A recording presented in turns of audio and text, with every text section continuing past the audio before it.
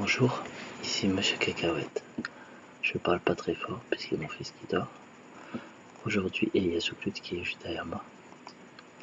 Aujourd'hui, nous sommes samedi 10 mars 2018, il est 21h36. Dans ce spécial parlant DVD, enfin c'est pas vraiment un spécial canal, mais je vais vous parler de deux films d'animation. Donc il y a le premier et le deuxième. Le premier, il s'agit de La véritable histoire du petit chaperon rouge. C'est un film que j'avais vu au cinéma à l'époque quand il était sorti et que j'avais beaucoup aimé, et on avait trouvé le 2 il n'y a pas très longtemps à Cash Express, et du coup il nous manquait le 1 pour compléter la collection, et donc on l'a acheté neuf hier à Electro-Dépôt pour 3,99 €. Alors on a revu hier soir La véritable histoire du petit chaperon rouge. C'était la première fois que mon fils le voyait, donc il le découvrait, il a bien aimé. Zulu le connaissait déjà, moi aussi. Alors c'est un film d'animation qui revisite de manière assez originale et rigolote donc l'histoire du petit chaperon rouge, d'où le surnom de La véritable histoire du petit chaperon rouge. Ah, qu'est-ce qui se passe? Qu'est-ce qui se passe? J'ai chaud. Ça me stresse.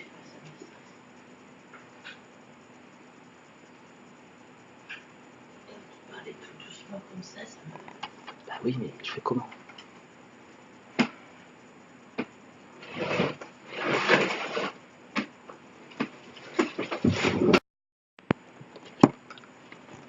Nous revoilà. Je suis désolé pour ce contretemps. Donc voilà, je disais que c'est assez original. Donc voilà à quoi ressemble le boîtier. En fait, ce film d'animation reprend pour base l'histoire du petit chaperon rouge que l'on connaît tous à travers les contes. Donc c'est vrai qu'il y a plus ou moins des versions différentes. Celle où le loup se déguise en mère grand, celle où il a mangé la mère grand mais après il est revenu. Enfin, il y a plein d'histoires comme ça, et puis avec un chasseur ou un bûcheron. Le début commence par un petit peu comme l'histoire normale. Sauf qu'à un moment donné, donc l'image s'arrête là en pleine action, au moment donné où le loup est déguisé à Mercran. Et en fait, donc il y a des enquêteurs qui arrivent, tout ça, parce que c'est le bordel. Et donc ils interrogent chaque protagoniste, donc rouge, donc c'est le nom du chaperon rouge, le loup, le bûcheron et la grand-mère. Donc chaque personnage a une version différente de l'histoire, et donc les enquêteurs vont devoir essayer de comprendre exactement quoi et savoir qui est le vrai coupable. Parce que dans cette histoire-là, il y a un coupable, mais il s'agit d'un voleur de recettes. Puisqu'il y a plusieurs entreprises, plusieurs commerçants qui ont une recette différente de trucs qui se mangent, et il y a quelqu'un qui vole la recette de chacun. Et Rouge a fait des livraisons pour les recettes de sa grand-mère. Et donc on va apprendre beaucoup de choses sur les personnages, y compris sur leurs petits secrets, et à savoir que les apparences sont parfois trompeuses. Et donc c'est vraiment assez subtil, il y a des gags, tout ça, c'est vraiment pas mal, c'est bien fichu. Avant de vous en dire plus, je vais vous lire le synopsis. Kédodo.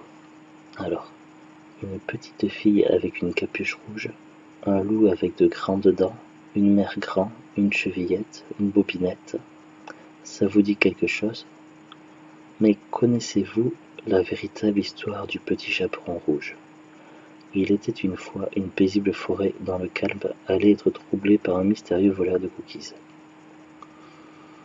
Un savoureux moment de divertissement pour petits et grands. Dopé à la bonne humeur, le cocktail distille une euphorie contagieuse propre à griser grands et petits. Issu de l'imagination délirante de trois talentueux réalisateurs américains, hommage avoué au film noir et truffé de références au cinéma de ces 15 années, la véritable histoire du petit chaperon rouge a rencontré un tel succès dans le monde entier que la suite est déjà en chantier. Largement aidée par une distribution éclatante, Les voix de Michel Leb, Dominique Lavanant et Maureen Dor en français, et celle de Glenn Close et James Belushi pour la version américaine. Le film a réjoui petit et grand. Une création éblouissante qui place le film sur un pied d'égalité avec les meilleurs moments de Shrek ou Les Indestructibles. Ça faisait longtemps que j'avais pas vu ce film là, donc il y avait des passages dont je ne me souvenais plus. Et c'est vrai que je n'avais pas souvenir, mais en fait il y a beaucoup de petits clins d'œil à la pop culture, à des choses récentes, à des choses moins récentes, tout ça. Il y a pas mal de choses vraiment sympas. J'aime beaucoup aussi le petit écureuil qui s'appelle Secousse, qui est vraiment secoué. Et il y a une référence à la potion magique, tout ça, dans Astérix et Obélix. Et voilà, il est vraiment génial, je le recommande. Il est vraiment top, donc c'est la véritable histoire du petit chaperon rouge. Donc voilà, si vous aimez les films d'animation, les animés, tout ça, qui sortent un peu de l'ordinaire, tout ça, et c'est vraiment fun, tout ça, c'est voilà quoi, donc voilà, personnellement je le recommande. Ensuite, donc ça c'était hier soir, et ce soir on a vu celui-ci, La vengeance du petit chaperon rouge. Alors apparemment, d'après Wikipédia, j'avais regardé hier, il disait que les voix françaises n'étaient plus les mêmes. Pourtant, on n'a pas vraiment vu la différence. Donc si jamais ils ont changé de doubleur, apparemment, ils sont plutôt bien débrouillés. Alors je vais commencer par vous lire le résumé qui est au dos. Le petit chaperon rouge, le loup et la grammaire dirigent une agence d'espionnage ultramoderne. Leur prochaine mission, délivrer Hansel et Gretel qui ont été kidnappés par une sorcière maléfique. Alors comme dans le premier film, voilà, les apparences ne sont pas fort trompeuses. J'ai beaucoup aimé également ce film-là, donc c'était la première fois que je voyais, j'ai découvert. Alors ils ont changé de style, parce que c'est vrai que le premier film, La véritable histoire du chaperon rouge, et bien c'était donc on voyait à tour de rôle l'histoire de chaque personnage. Donc l'histoire, c'est toujours, il y a une histoire, mais vue de différents angles, différents points de vue par chaque personne. Tandis que là, c'est une seule histoire dans la suite. C'est une seule histoire qui se déroule du début à la fin. En même temps, c'est plutôt une bonne idée parce que s'ils avaient repris le même style de schéma narratif que pour le premier film, ça aurait été redondant et ça aurait pas été forcément intéressant. Alors ils sont sortis du piège. Et du piège de faire une redite, tout ça, ils ont préféré faire dans l'original. Et c'est vrai que c'est pas forcément évident de faire une suite d'un film d'animation ou d'un dessin animé. Souvent, les suites de films d'animation sont moins bien que les films d'origine. On l'a vu, et c'est pour ça que par exemple les premiers Disney, à chaque fois que sur Le Roi Lion, Aladdin, tout ça, les premiers films Disney, ils sortaient toujours au cinéma, et dès qu'il y avait des suites, c'était direct tout DVD ou toute télévision, ça passait pas par le cas cinéma. Par exemple, même si j'ai par exemple Cars, j'ai adoré Cars 1, j'ai vraiment pas accroché à Cars 2, mais j'ai vraiment pas aimé, j'ai trouvé trop, je sais pas. Et j'ai beaucoup aimé Cars 3, et voilà, donc j'ai l'impression que le 2 ils se sont fait avoir. Donc c'est pour dire que c'est pas forcément évident de faire une suite de films d'animation. Et bien c'est une bonne surprise, c'est plutôt bien réussi. Alors on est dans une histoire complètement inédite, et cette fois-ci ça n'a plus rien à voir avec ce qui se passait dans le premier film. Par contre c'est bien une suite directe au niveau de la chronologie, ça suit directement la chronologie des événements, on revoit les mêmes protagonistes, et c'est vraiment une suite directe, tout ça. Donc au niveau de l'histoire, faut vraiment avoir vu avant d'avoir vu le 2. Ça c'est sûr. Après donc là ils sont attaqués à un autre conte de fées, à Hansel et Gretel dans cette histoire là. Et donc les personnages donc Rouge, la grammaire et le loup et les secousses, les quatre, ils font partie d'une espèce d'agence de détectives, et ils combattent les méchants, et ils luttent ensemble de façon à faire que les contes de fées se terminent bien. Ça c'est l'objectif, mais ça va pas être si simple que ça, et leur mission ne se passera pas comme prévu pour le problème d'Hansel et Gretel et la sorcière. Et donc voilà, ils vont aussi devoir apprendre à travailler en équipe, parce que Rouge et le loup ne sont pas toujours super potes, donc il y a des moments où ils ont des méthodes de travail d'enquête qui diffèrent et c'est pas forcément évident de travailler en équipe, chacun préférant travailler en solo. Donc ils vont apprendre à travailler en équipe durant ce film-là et ils vont évidemment finir par y arriver.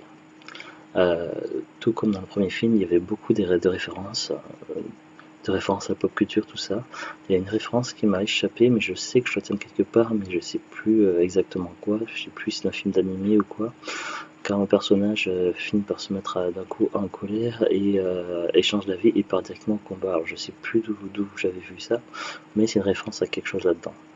Il y a beaucoup de références, voilà, on retrouve pas mal de choses. Il y a également aussi une seconde lecture pour les parents, donc il y a certaines références ou événements qui ne parleront peut-être pas aux plus jeunes, mais qui parleront aux parents. J'ai bien aimé aussi le passage où Secousse était dans sa petite maison et il y avait des invités. C'était rigolo. Donc voilà, après j'ai pas grand chose à vous dire sur ce film là. Alors on l'avait acheté à cash, donc sans rayures d'occasion, donc le boîtier était un petit peu abîmé, donc enfin un petit peu sale, pas abîmé mais sale, donc j'ai désinfecté le boîtier. J'utilise en général le même genre de produit, donc parfois du vinaigre blanc, parfois de l'essence F. En ce moment, je suis plus sur l'essence F au niveau pour les boîtiers et tout ça, DVD ou de jeux vidéo. Ça, même si à la base c'est fait plutôt pour décoller les étiquettes, je préfère. Ah, ça marche pas trop mal. Sinon le DVD était nickel. Alors à cash c'est soit 99 centimes, soit 1,50€. En général c'est dans ces ordres de prix là. En ce moment il y en a pas mal 1,50€, donc je sais plus si on va payer 99 centimes ou 1,50€, mais voilà, on l'a payé pas très cher. Et il n'y avait pas eu de soucis de lecture ni rien, donc le DVD est impeccable. Personnellement j'ai passé une bonne soirée sur ce film là, donc j'ai beaucoup aimé. Et dans l'ensemble, j'ai trouvé les deux films plaisants. Mon fils aussi a également bien aimé, puisqu'à la fin du film, il m'a demandé s'il allait y avoir bientôt une suite, un troisième film. Malheureusement, celui-ci n'est plus tout récent quand même.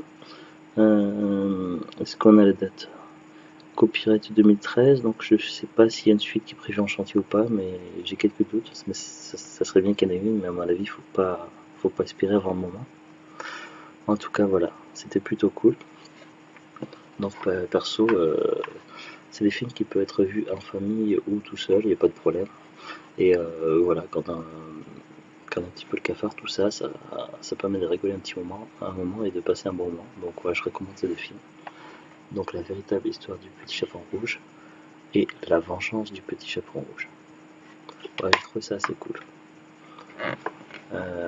Il y a une petite coupure tout à l'heure, puisque pour pas faire trop de bruit, je parle en chuchotant, donc un petit peu dans le style ASMR, donc c'était pas forcément voulu calculer, mais The Brute n'aime pas trop ça, donc elle trouve ça un petit peu irritant, donc je suis désolé. Sur ce, donc je vous dis à bientôt et au revoir.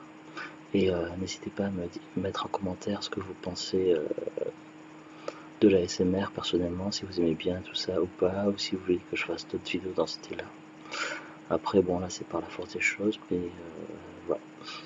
Sur ce, donc, je vous dis à bientôt et au revoir. Au revoir.